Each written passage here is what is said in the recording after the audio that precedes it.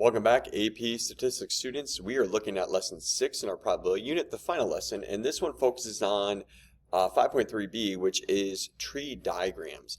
Now, when we're looking at tree diagrams, we're trying to look at something that is called joint probability. And what joint probability is a sequence of events happening. So we're looking at the probability of one event happening, given that another event already occurred. So I'm hearing conditional probability when I'm saying that. We're looking at, hey, if this event occurs, we're looking at the probability of another event occurring from there, or maybe another event occurring after that one. So maybe that means event A and event B occurs, or event A and event C occur.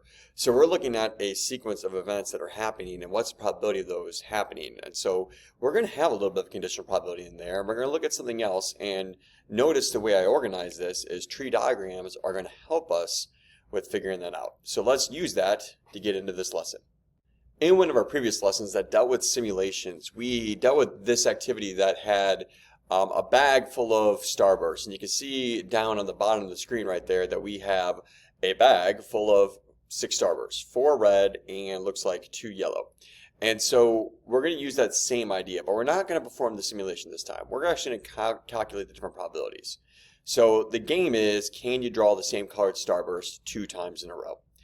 It's a simple game. Is you reach in the bag, and so I'm going to reach in the bag and I'm going to grab a starburst and I'm going to take it out. And so I reach in the bag, I grab a starburst, it's a red starburst. Now what I'm going to do is I am going to replace that starburst back in the bag. And so something's telling me this word replace, that starburst, is important. And I'm going to mix the bag thoroughly. So let's mix the bag thoroughly. And then I'm going to reach in, close my eyes, and draw the other one out. Oh, look at that, it's a red, I'm a winner. What's the probability of winning this game? And that's what we're trying to look at. And so the first question we're being asked is, are the 2 events of the first one I'm drawing being a red, putting it back inside of the bag, taking the entire bag, mixing it thoroughly, and then reaching inside again and drawing another one out? Are those 2 events independent? And the answer to it is yes, they are. And the reason why they are independent is because the probabilities do not change. The probability of drawing a red on the first draw and the probability of drawing a red on the second draw are going to be the exact same. And the reason why they're going to be the exact same is because of this part right here. Is because of that phrasing of replace the starburst. That is going to tell us, and we're going to see it quite often in probability, the phrasing with replacement. And when it's with replacement, that does not change the probability then. It's still going to be, for drawing a red, 4 out of 6 for both of them. So that's the first concept. Now the next question says, for independent events, the probability of A and B equals the probability of A times the probability of B. So that looks like kind of an important formula for us. Is if we know the events are independent, the probability of an event happening, then another one happening, event A and event B, is going to be their product. It's kind of like the order of the events. Take the probability of event A, if the next event is event B, take that probability, multiply them together. Find the following probabilities as fractions. So I want to find the probability of the first one drawn being a red. Looks like in that case, I have a 4 out of 6 chance. And that 4 out of 6 represents the first event. Event A happening if A is the event, the first starburst being drawn as red. And remember again, we drew that out, we put it back in, we of course mix thoroughly, and then we reach in, and if I'm going to reach in again and draw one of these reds that I have right here, I still have a 4 out of 6 chance. So the second event also has a 4 out of 6 chance, which means I have a total of a 16 out of 36 chance. And I'm going to leave that as a fraction for right now. That's one way of winning the game. Another way of winning the game is if the first draw is yellow and the second draw is yellow. And so, if, again, we'll kind of use the same idea. I'll use blue to represent the first event. Well, for me to draw a yellow, there's 1 yellow, 2 yellows out of all 6. So the first event would be 2, 6. Times, well, I drew that yellow, I put it back in, I mixed it thoroughly again, I still have a 2 out of 6 because of replacement.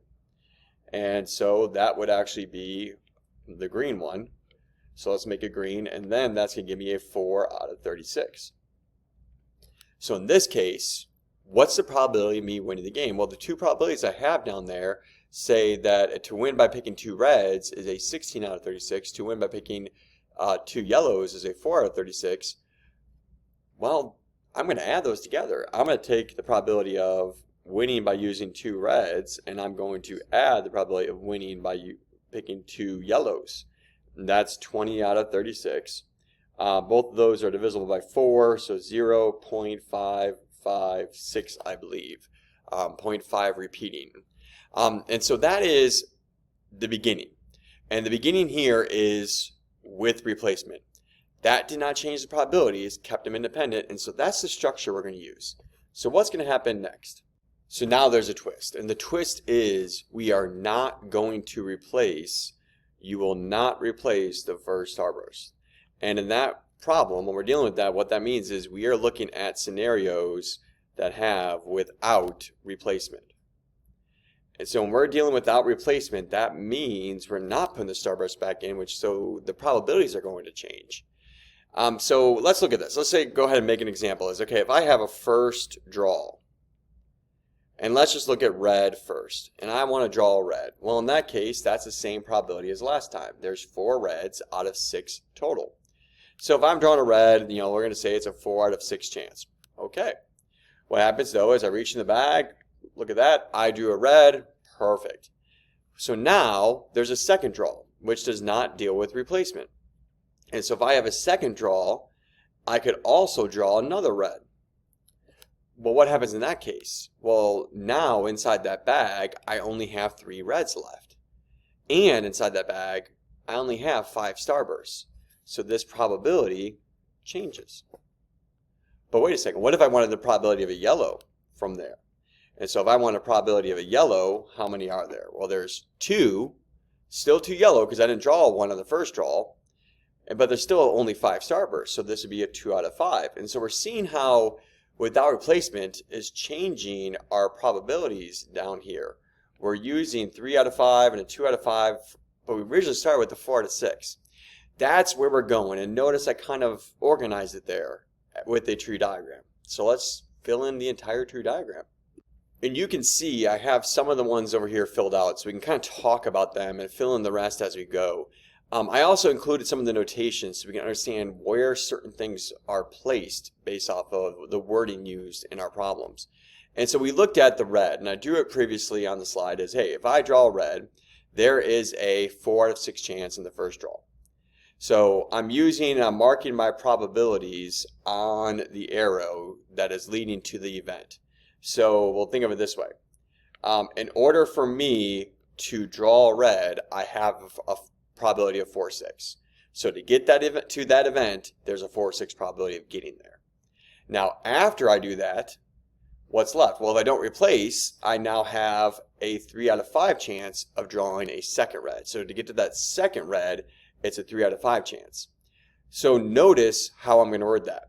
The probability of the first event occurring is just the probability of the first draw being a red. But the probability here of 3/5 is given that the first one was red. What's the probability of the second one being red? So that's interesting, is given that is located off of the first branch, because in order for me to be here, this already should have occurred. So given that we already drew 1 red, what's the probability of me drawing another red? And so we look at that and we said it was 3/5. So I'm going to multiply those together. 4/6 times 3/5 is 12/30. Now what that represents both events happening, and that's what this and is. That and means that both events are occurring, event A and event B. So I have to, event A happens and event B happens. That means 12 out of 30 is the probability of the first red and the second red. It got me to the end of the branches. So how do we fill in the rest? Well, to fill in the rest, we need to remember what we know about tree diagrams. And I'm going to start with this one right here. We'll still deal with the first one's a red. Well, we actually drew this out before. If the first one's a red, 4 out of 6, the second one's a red, 3 out of 5, the the probability then of the second one being yellow, there's still 2 yellow in there out of 5. Okay, so that's good. Don't worry, we're going to come back to that one because there's something interesting too. I'm going to jump around to this bottom part here. The beginning of the starburst game. Beginning of the game, we said there were 4 red starbursts and there were 2 yellow starbursts. So the question is, how do these two relate to each other? Well, what happens is 4, 6, and 2, 6 is 1. They're complements of each other. And that's interesting because I'm going to, the first branch is drawing a red first. The second branch you would tell me is drawing a yellow. Isn't this saying, hey, this is the probability of drawing a red, and this is red complement then? Because not drawing a red would be drawing a yellow. So we said these are complements. So hold on a second. Right here, 3/5 and 2/5. Those 2 branches are also complements of each other. So that's nice. As we start to see, if I have part of one series of branches, I can actually go through and fill in the rest. So let's kind of fill in what we have. Probability of the first one being red was 4/6. I'm multiplying that by the second one being yellow, which we said was 2/5. And that's going to give me my probability of 8/30. And what does that probability represent? That represents getting to the end. Drawing a red and the second one drawing a yellow would be 8/30. What does this probability represent? This represents the probability of drawing a yellow given that the first one is red. So notice I had to have drawn a red to get to this. So given that I've already drawn a red, what's the probability of getting a yellow? All right, so let's move on to the next one. And so the next one says probability of drawing a yellow and then probability of drawing a red. So there's 2 out of 6 yellow. I drew one out. Well, that changed the total. That changed the total down here to 5 now. There's still 4 reds left because I didn't draw out any reds. And I can kind of put down here is if I drew a yellow, that means I only have 1 yellow left out of the 5. And again, look at this. Those are complements of each other. And so what I have here is I have a 2/6 times a 4/5, which is an 8/30. And then this is a 2/6 times a 1/5, which is 2/30. So those are my and probabilities. So let's again focus on some of this stuff. This probability right here, that 4/5, this probability 1/5 down there, that is given that the first draw was yellow. Because in order for me to get off the branches off of that event had to occur. The first one had to be yellow. And so this one would be the probability of a red, given that its first one's yellow. This would be probability of a yellow on the second draw, given that the first one's yellow. The ones on the outside represent the ands, because it represents you making it to the end of the branches. The first one was yellow, and the second one was red. That would be 8/30. It gets me to the end of the branch there. So those are our answers, but also, one last thing, take a look at those probabilities. 12/30, 8/30, 8/30, 2/30. What do those add up to? 12, 8 is 20, 8 and 2 is 10, so 20 and 10 is 30/30. Again, this gives me the entire sample space. All the different ways for this game to be played with the probabilities are based off of these drawings. And what happens is, that means this is the entire sample space, so the probabilities have to add up to 1. So let's go ahead and use this tree diagram to find more probabilities. Well, we always want to ask this question with this activity is, what's the probability of winning the game? Well, there's 2 ways to win the game, and I have that right down here, is the first can be red, and the second draw can be red. They have to match, so that's one of those. The other way to win the game is if the first is yellow and the second is yellow. So if I look at this, in order for the first one to be red and the second one to be red, that is 12/30. In order for the first one to be yellow and the second one to be yellow, that is 2/30. So there is a 14/30 probability of us winning the game. That's different than the previous one. And the reason why is because we have without replacement here. So what is probability? This is new. That the first candy was red, given that the person won the game. This is conditional. So the probability that the first one is red, given that they won the game. This kind of looks like our conditional formula. Probability of A given B. So maybe I'm going to come back to that. Probability of A given B. Well, that means event B has to occur, right? Event B has to be there. So given that the person won the game. So let me kind of erase some of my markings before. So if the person won the game, that was to win the game, they had to have this, 2 reds, or they had to have 2 yellows. So to win the game, they had to have, we said, a 14 out of 30 chance. So to win the game, I'm going to put over here, was a 14 out of 30.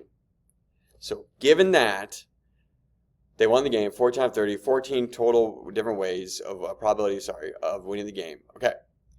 Let's probably the first one was red. So, okay, but they had to have won the game. So they have to be in either one of these. So here and here. Well, which of those winnings dealt with red? And the one that dealt with red was right here. Given that they won the game, how did they do it based off of red? Well, that would be 12 out of that 30. So 12 out of 30, which would be 12 of the 14. And let me focus in on that sense. Maybe the 12 out of 30 over 14 of 30 didn't make sense to you or was a little confusing. Let's kind of just focus on the numbers instead. If I focus on the numbers instead, probability of the first draw being red, given that they won. How many, let's just say these are people, how many people won? Well, that'd be 14. That'd be kind of what this number is that we looked at before, right? Hey, there was 14 that won. Of those that won that way, of those that won, how many of them won by doing it with the first draw being red? Well, of that 14, 12 of them did. Now, I know these are probabilities, but that's trying to get you to think through the idea. And I'm going to talk about it with this, because this is actually a very famous theorem. And so what happens is, we're going to do this as the probability of A given B is the probability of A and B over the probability of B. So if I want the probability of the first red, given that they won, here's what this is really asking for. It is really asking for the probability of the first red and winning over the probability of winning. That is using our conditional probability formula. Probability of A given B is the probability of A and B divided by B. So notice the probability of first red and winning. So the probability of first red and winning, so they'd have to have a second one being red, would be the 12 out of 30. The probability of winning would be the 12 out of 30, we said, plus this 2 out of 30. That is something that leads into an idea called Bayes Theorem.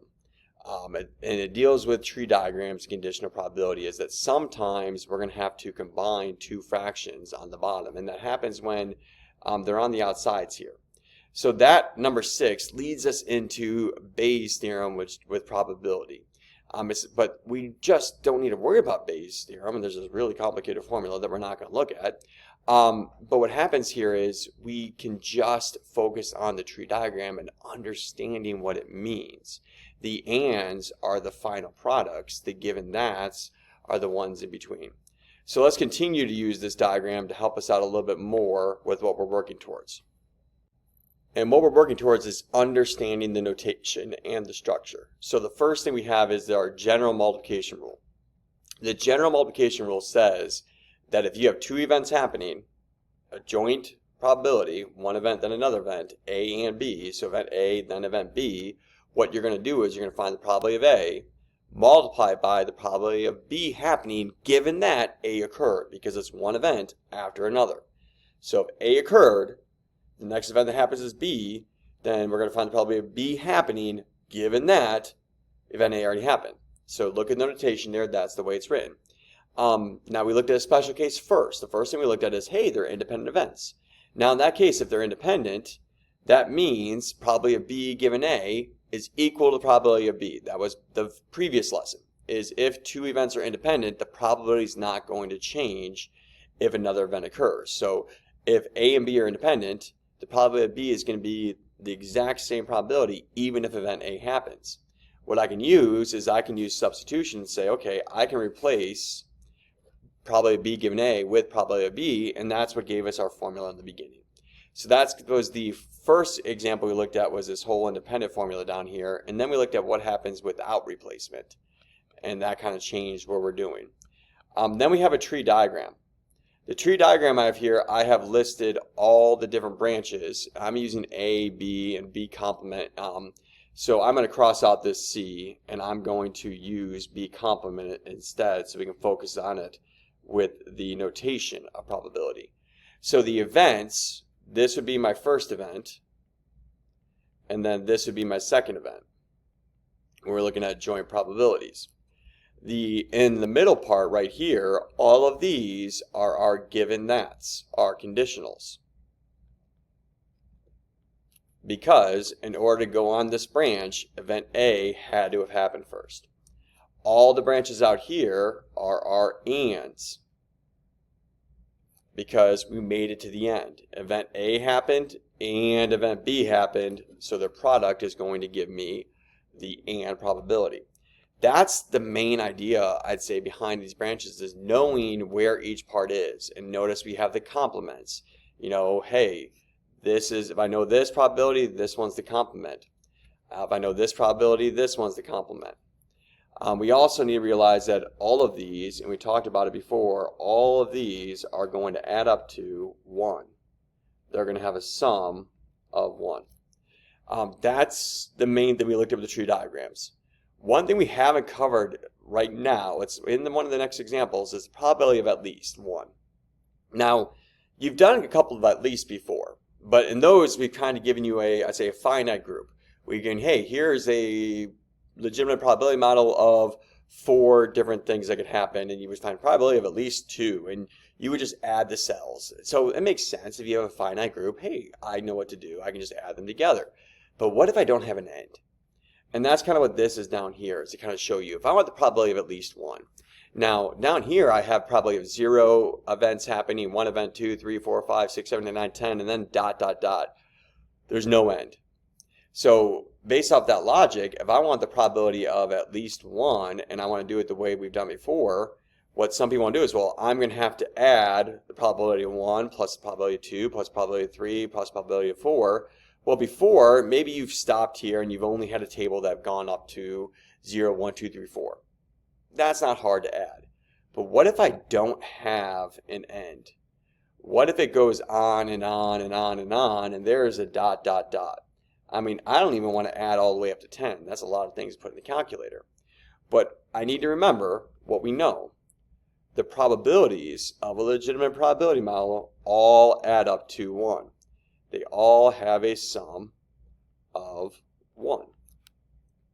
So rather than finding all of these probabilities and adding them all together in between here, adding them all up, what I can do is I can use my complement. I think it's going to be easier to find the probability of the event not happening. And then what happens is I can use that to find this side, because this side would be the probability of 1 minus the probability of the event not happening. It's complement. So whenever I see the phrasing at least, what I'm going to think about first is, how do I use the complement rule? And there is an example of this that we'll do to kind of cement it in a little bit more. We're going to use this check your understanding to help us out, and it says that many urgent care facilities have rapid fluid tests with results in 15 minutes or less. And what happens is, suppose for a certain week in November, people that come into this urgent care, there's a 22% chance that they have the flu. And that's what's really going on. There's a 22% chance that they do in fact have the flu. So I don't see a two-way table out here. I don't see a Venn diagram. I just see probabilities galore. And it looks like there's a series of events that's going on here because they're coming in. If I were to continue reading, they're going to have a test that's given to them. And it's either going to be a positive result, negative result. Well, that sounds like, okay, there's a chance they have the flu. After they have the flu, they'll take the rapid flu test, and then there's results. So I'm seeing a sequence of events. And to figure that out, what I'm going to do is I'm going to fill in my tree diagram in the order those events would happen. I mean, you have a patient, and that patient is coming to the urgent care center, and what happens is, why are they there? They think they have the flu. So they either have the flu or they do not have the flu. That's what really is going on. They go in there, man, I think I have the flu. I'm going to go to the urgent care to get a rapid flu test. So they go there. Now, do they have it? I don't know. That's the purpose of the test. Well, that's exactly what happens next. They go in there to get the test. They take the rapid flu test, and what happens is they get the results. What are those results? The results are either positive or the results are either negative. So whether they have the flu or they don't have the flu, that's what's really going on. They either have positive results or they have negative results. And so this is the order of the events, which is really what happens with our tree diagram. So you see that's going on. Now let's fill in the information that we have. And the information says, hey, of all those that arrive, 22% have the flu. So of those that arrived that 1 week in November, 22% have the flu, which means its complement, 0.78, do not have the flu. Then what happens is they take the flu test. So let's continue to go on that aspect is they'll take the flu test and they come in. So what does that say? Okay, so the rapid flu test will incorrectly give a negative result for 3.7% of the patients who do not have the flu. Sorry, who do have the flu. So they do have the flu. They have the flu. They're right here. They are that patient who has the flu. And it's going to give them a negative result 3.7% of the time. So that means this right here is my 0.037. So what's another way of saying that blue part? The probability of them having a negative result given that they have the flu. Oh, given that, that's always those columns. That's really what that one's telling us. All right, so what else is going on? The next sentence tells us that what we have is we have a part that says it will incorrectly give a positive result for 2.6% of the patients that don't have the flu. That's called a false positive, by the way. So they do not have the flu. They're right here. It is going to give them a positive result. So right there, that branch, that branch, to get to that branch, it is a chance of 2.6%. So in order to be on this branch and get that positive result, there is a 0.026 probability.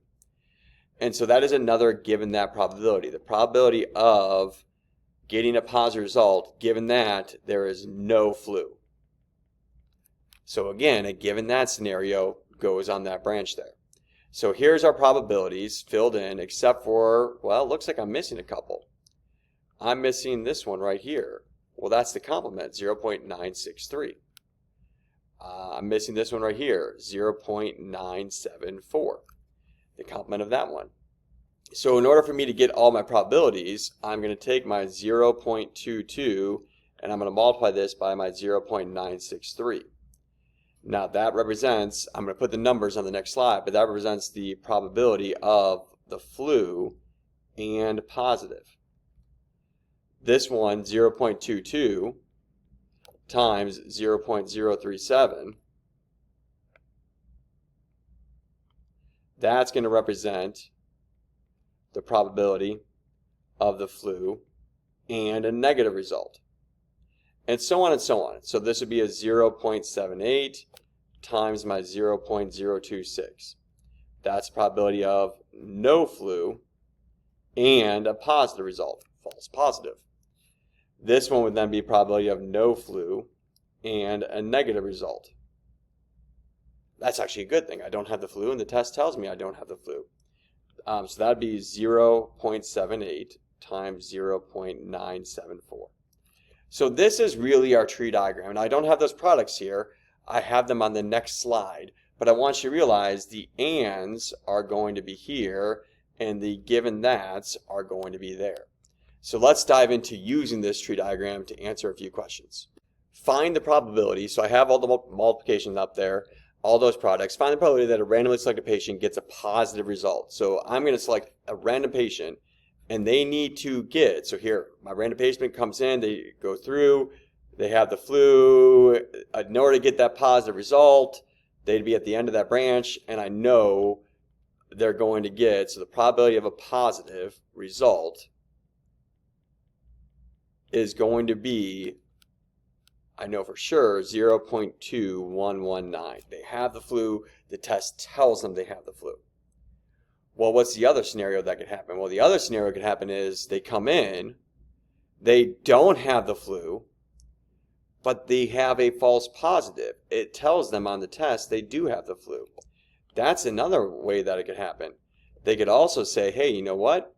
You still got a positive result even though you do not have the flu.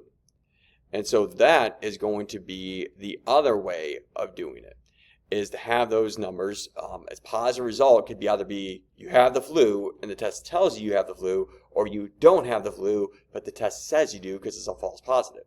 Now I'm not going to add those together because I know kind of what's coming up a little bit later. And when I'm going to skip 3. I'm going to skip 3 for a second. I'm going to go right to 4. Given that a randomly selected patient is a positive result. Hold on a second. Notation. So I'm looking for the probability of a randomly selected patient having a positive result. Given that that patient has a positive result. So given that means, actually I have that. The probability for number 2. Find the probability that a randomly selected patient gets a positive result. I know that. That's good news. So I think number 2 is going to help us out here. How likely is it that they actually have the flu? So in other words, what's the probability of having the flu, given that it's a positive result? That's actually probably a good case, isn't it? You think you have the flu, you go in there, I have the flu, I need to make sure I do. Do you take the rapid flu test? Hey, it comes back positive. You do. So that's a good thing. That's actually measuring how strong it's telling you if you do have the flu when in fact you do. So I have to figure out what goes there. But let's look at it again as it looks like conditional. So I'm going to look at it this way. That's the probability of having the flu and getting a positive result. A great case. You have the flu and the test tells you do, over the probability of just a positive result. So of all the positive results, of all those positive results, which is right here, this is what we were looking at before. And I'll clean that up a little bit, is we were looking at a positive result probability and we had to add these two numbers together. That's going to be the probability of having a positive result. Now, of those, what is the probability of all these actually having the flu? Well, in order for the person to actually have the flu and to have a positive result, that would be this number right up here, the 0.2119. This is Bayes' theorem. You can calculate those probabilities, type them in your calculator and get the answer, but that is really what's going on, is we're looking at of all the, I'm going to just say it's counts, I'm sorry, it's not, instead of saying the probability, I'm going to say it using counts, of all of those patients who came in, took the rapid flu test, and ended up with a positive result. Of all of those, which ones actually have the flu? That's what this is kind of telling us, is the probability of all positive results, of all of that, what's the probability of the ones actually having the flu? It says they do, and they really do. So that's what this represents right here. Now, if we select 4 patients at random, what is probably that at least one of them gets a positive result? So in order to get a positive result, it is going to be this number right up here. So if I add those numbers together to put me on the spot, I think that's going to be 0.2322. I'm just going to go ahead and say it is 12, carry the 1, 2, and then 3. So I'm going to say it's 0.2322. So that's probability of them the probability of them have a positive result. If we select 4 patients at random, what's probably that at least one of them? So at least one of them means it could be this one, it could be this one, it could be this one, it could be this one. I don't want to do all of those calculations. I don't want to calculate those 4 probabilities. That'd be annoying because I'd have to do, okay, what's probably at least 1? So probably at least 1. What's probably at least 2? What's probably 3? Oh my goodness, I don't want to calculate all those. So what happens is I'm going to calculate just this one right here. I'm going to calculate the probability of none of them doing it, and that way I can find the probability of at least 1 by doing the complement. So when I see the word at least, I need to start thinking the complement. So the probability of at least 1 is 1 minus the probability of none. So I'm going to do 1 minus the probability of none. And again, put my skills to test here, 0.678, I believe is what that one would be. So this is really what's going on. I mean, you have a couple cases in your homework that deal with number 3, and that's a hard concept, but the more you practice it and the more you get used to the phrasing at least 1, meaning complement, you go through. This is kind of one of the meaty problems that deal with our probability tree diagrams, and it's Bayes' theorem. And it's really what you need to do is you need to think about what represents all the branches. So what does this part of the branch represent? What is this part? Which I'm telling you that part is your given that's. What does this part represent? That's your ands. And the main thing to get through to help you understand, not even what is the formula for Bayes, no. The main thing to get through is to understand the tree diagram and what each part is.